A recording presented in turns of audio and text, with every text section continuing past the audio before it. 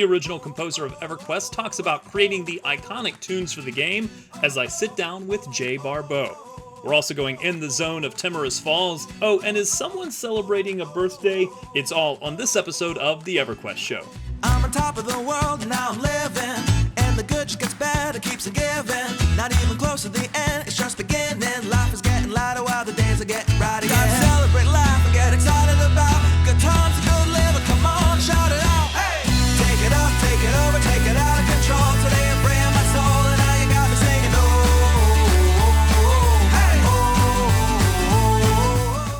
Welcome to the EverQuest Show. I'm fading here in the EverQuest Show studios, and one of the most iconic, nostalgia-invoking aspects of EverQuest is the music.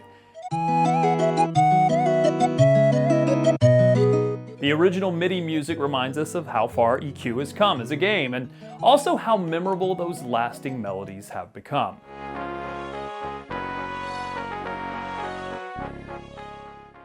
But before I get to my interview with Jay Barbeau, something else that has stood the test of time is not just the 25 years of EverQuest, but on November 8th, 2024, EverQuest II turned 20 years old.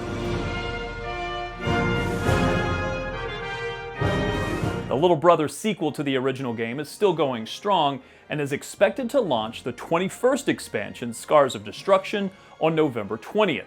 In the next episode, I'm going to have a complete review of the upcoming expansion and one of the central figures to that expansion and EverQuest 2, Luke and Delaire, as we celebrate 2 decades of EQ2. Which makes now the perfect time to remind you, please continue to support the channel, make sure you subscribe, ring the bell, so you'll get notifications of new episodes of the EverQuest Show. Now, this next interview is the one I've been meaning to get since I created this channel, and it didn't disappoint. Long before players wore headsets for voice chat and before streaming music services were blasting while you're playing EQ, people played with the sound on in video games. Now, I only say that half jokingly because I do play with the sound and the music on in EverQuest even to this day. I'm a bit of an EQ purist that way. But in EQ's early days, the sound and music of the game completed the immersion of this 3D world. And we owe most of that original sound and music to the maestro of EverQuest, Jay Barbeau. This is an introduction. I'm Jay Barbeau. I was the composer of all the original music, focused on EverQuest audio, 3D audio, and MIDI. Actually, I got an addition to this. I'll play it for you.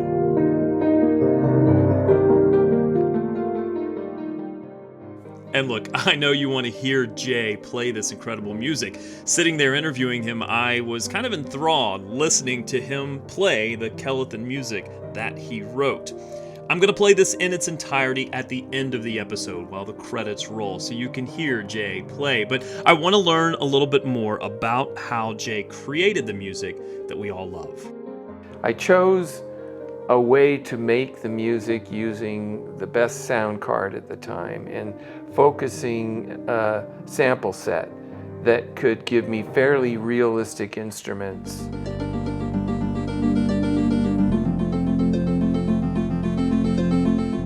I wrote my music to be memorable and evoke an emotion. I wanted it to be epic. I wanted it to be orchestral, like a movie score. And what score would be complete without a main theme? So I asked Jay how he came about to write the theme to EverQuest. It wasn't the first thing I wrote for EverQuest, and they told me they want something kind of, I don't know, I remember one of the directors just kind of humming the kind of thing, you know, and I'm thinking, what do I do with this?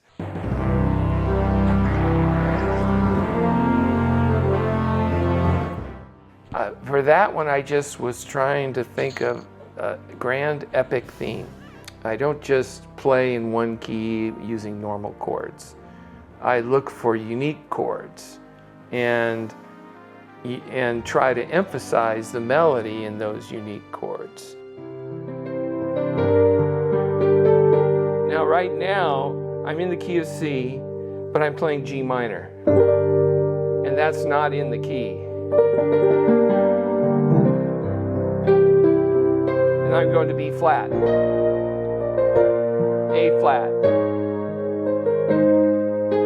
and then no. Where is it? That's right. Now I'm in the key of B flat. I've modulated from C to B flat.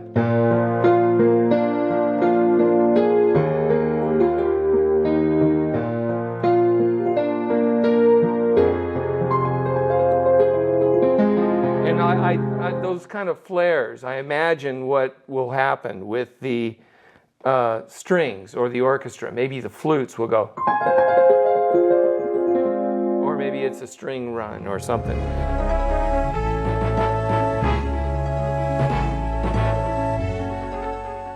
And something to keep in mind, Jay wrote these songs 2.5 decades ago, and he's playing all of these songs from memory.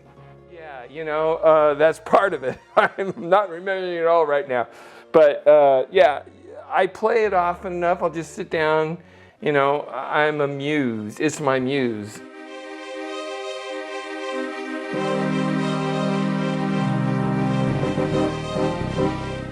And it's a lot of music. Every song that's in the game before Planes of Power was composed by Jay Barbeau.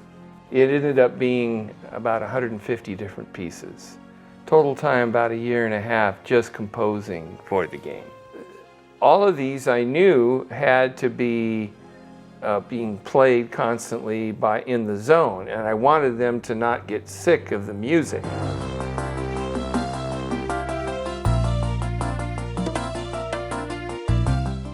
But I wrote the themes to be cyclical, so that they always come back to some other place and they'll keep going. I'm getting back to the key of C here, and this is what I wanted to show you. This is hovering on B flat minor and E flat major. Still E flat.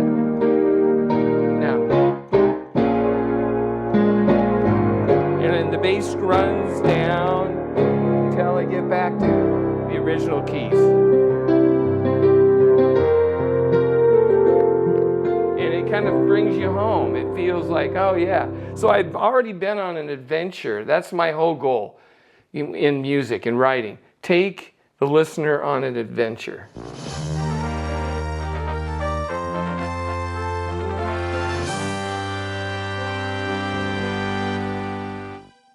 So I asked Jay if he ever adventured in any of the zones. I was given, at the point I was doing it, I could pretty much explore them. And I remember toward the end of the game, I was given like a special character that, you know, I couldn't die and nothing, you know, I was impervious to everything. And so I just go around and place musical objects wherever I wanted. And then I'd meet people on the way and they'd say things like, wow, how did you get to be that level? What'd you do? I don't even know, you know, I wasn't even that much in knowing about the hierarchy of how the game worked yet. So here's the point where I throw some zones at Jay and hear what he had to say about the music for each.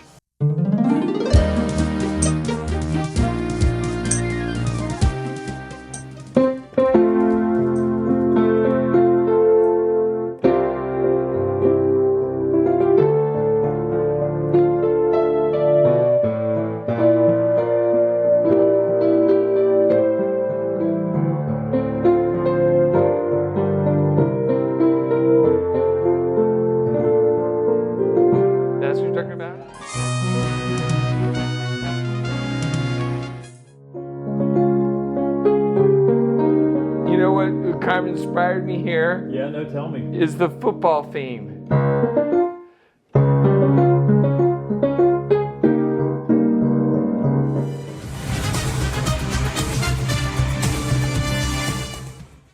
Here's what I found on the web.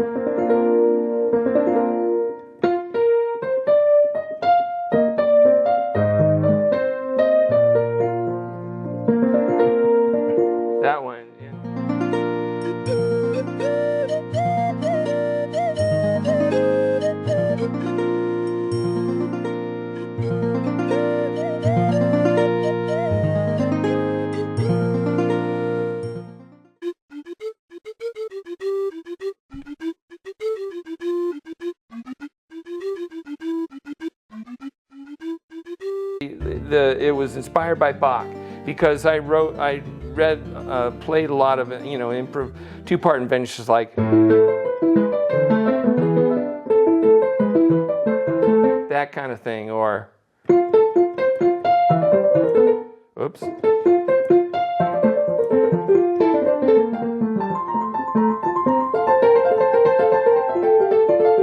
Okay, so those are kind of the inspiration, and then I came up with this theme for the bars.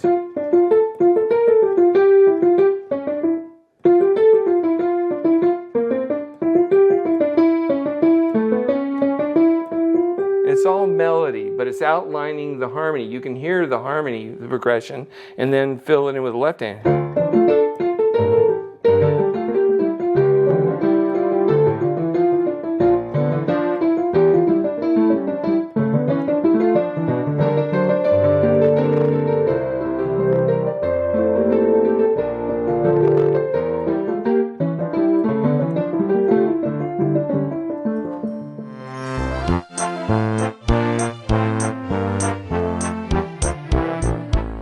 Rivervale.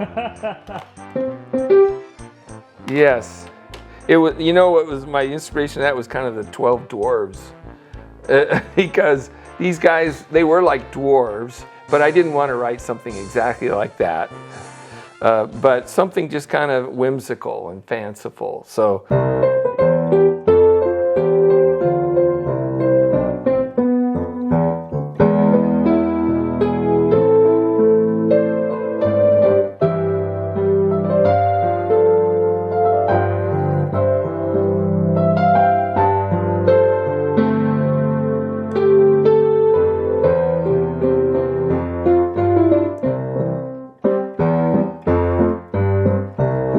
Okay, now this kind of shows up a little bit about how I was able to produce this music. I'm making mistakes now because I'm kind of remembering it.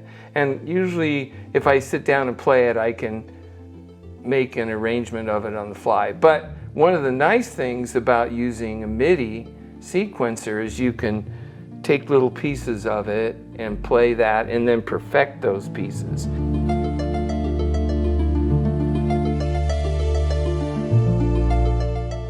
And of course, I couldn't leave without asking about the fan favorite, the Kellethan theme. I had a piece that I learned when I was working on my classical repertoire on piano that was written by Chopin that had...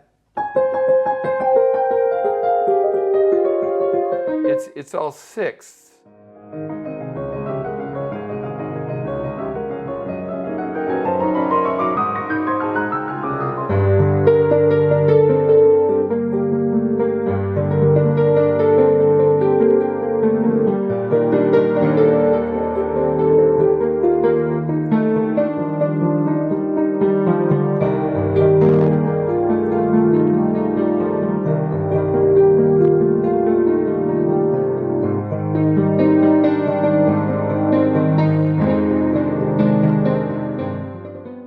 When Planes of Power launched, the MIDI engine that EverQuest started with had become dated, and MP3s were now the way to go. So EverQuest employed Paul Romero, who I interviewed in a previous episode. And where Paul Romero is a thoroughbred concert pianist, Jay Barbeau is a practical musical workhorse, using his musical theory to create memorable pieces of music for EverQuest.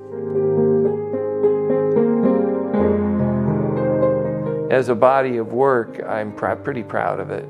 I'm hoping that the effort that I put into it to make memorable themes had something to do with that too.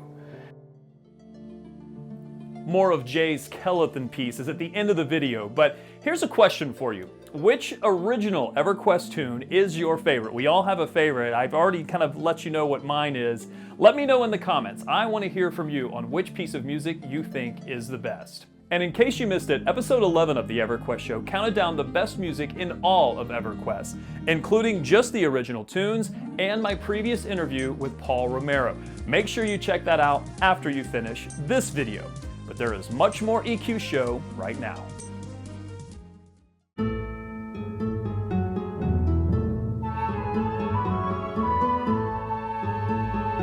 wanted to tell the tale of these heroes from beforehand. So we are all given a chapter, and I was given the Isteel chapter. And that was one where I'm like, okay, how do I want to make this not your typical, I'm a Shadow Knight and I'm angry at everything situation. So I had to think about what is it that we're trying to achieve here in specifically Elorian Song, and that was golden years. These are things that happened a long time ago. Memories are often fuzzy, and you think about things a little bit better than they used to. So for my inspiration for Timorous Falls is based off of my hometown. I come from a place that is, they have the suffix of falls, and I always thought that was funny because me growing up, it was a dam.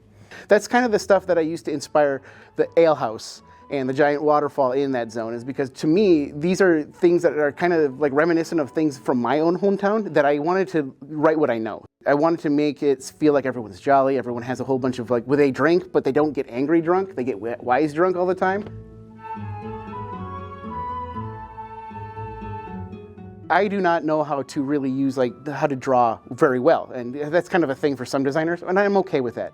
However, what I love about that is that I can give them MS Paint like terrible maps. I have written out everything. I made it all the details that I possibly can for what I want the zone to be and why it is the way it is.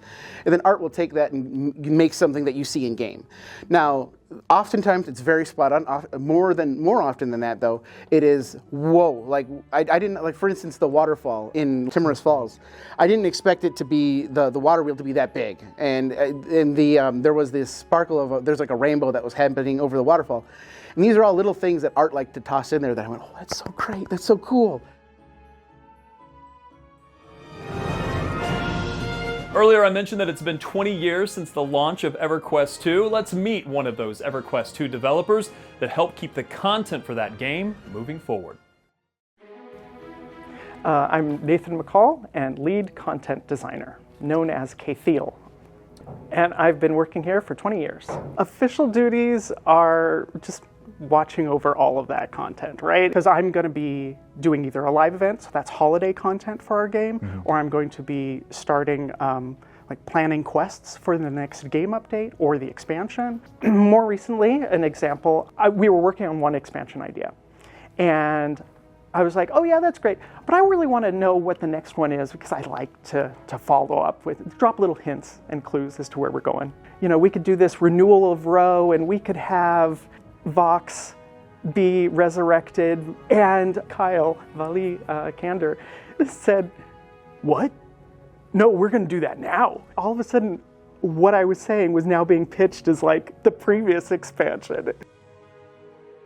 Airily Simar being resurrected. That was a huge accomplishment pretty early on. Well, that's what I wanted to have happen really early on, and got to see her come to life with, or re-life, in new art and with an experience that was player-driven. Favorite zone from EQ2? There is so many that are beautiful, but I've got to say Vesper Isles. The amount of content that was put in there and the story that was there, how it was received, all of the threads from previous content, EQ and EQ2 both being played with and furthered through that zone, I really loved. Yeah. Lindiniara, the veiled dragon. I wanted her to be veiled. I wanted it to be very obvious that she had lost sight but gained a different sight. And it would convey to the player very quickly that there's something different going on with her. She turned out so well, and I felt very proud of being able to bring her to life. I'm really excited about the upcoming episodes as we head into expansion season. Now here's just a little bit of what is on the way. A look at both expansions, Scars of Destruction for EverQuest II releasing in November, and The Outer Brood for EverQuest expected in December. Full reviews, lots of beautiful zone details, and lots of cool video. Also, a look back at EverQuest II's 20 years of adventure, and as always, more developer spotlights, more interviews, and going behind the scenes of how EverQuest and EverQuest II are made. So make sure you like the video, subscribe to the channel. Thank you so much for watching. Keep an eye out for more information about the 2025 FIPI Awards, which will be right around the corner. Thank you so much for watching, and as always, I will see you in Norath. As promised, here's more of the original EverQuest composer Barbeau playing the theme from Kelethin. This is an introduction.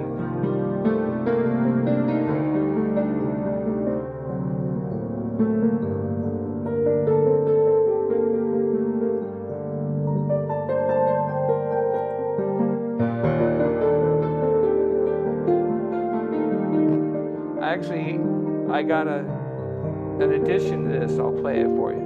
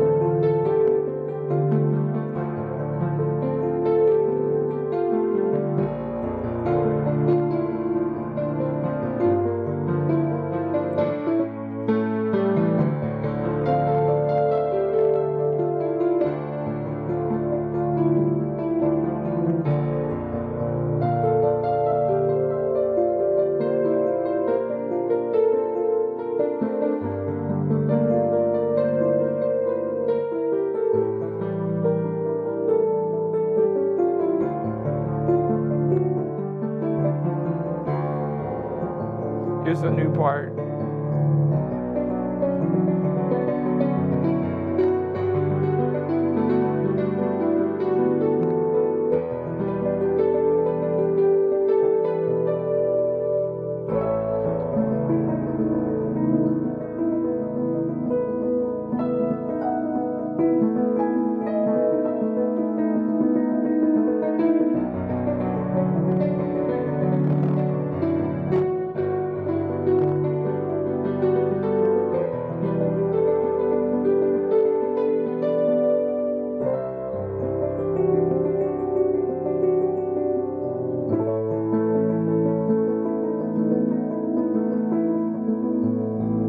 And then